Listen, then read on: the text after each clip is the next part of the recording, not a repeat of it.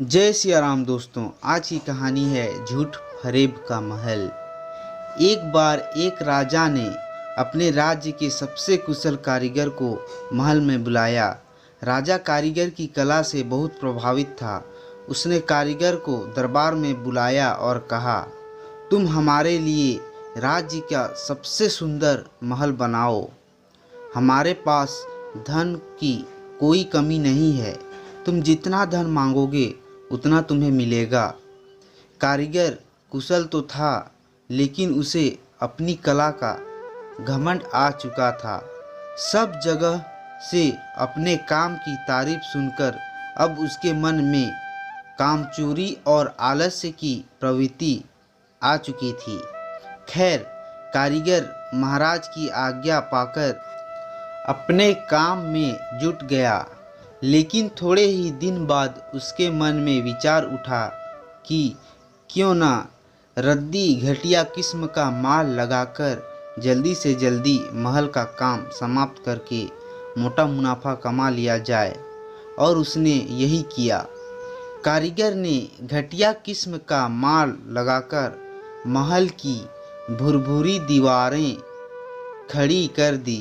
कारीगर ने बाहर से महल को सुंदर साज सजा से चमका दिया, लेकिन अंदर से महल में कच्चा माल लगा था। थोड़े ही दिन में आकर्षक सुंदरता वाला, सोने सी चमक धमक वाला सुंदर सा महल तैयार हो गया। महल खड़ा करने के बाद कारीगर राजा की सेवा में पहुंचा और राजा को महल के बनने की सूचना दी। राजा अगले ही दिन महल का निरीक्षण करने के लिए पहुंचा। महल को देख राजा बहुत ही प्रभावित हुए। महल बहुत ही आकर्षक और सुंदर लग रहा था। राजा ने कारीगर की बहुत प्रशंसा की और कहा, मैं तुम्हारी कुशलता से प्रभावित हूँ। इतने सुंदर महल निर्माण के लिए तुम्हें जो भी इनाम दिया जाए वो कम है।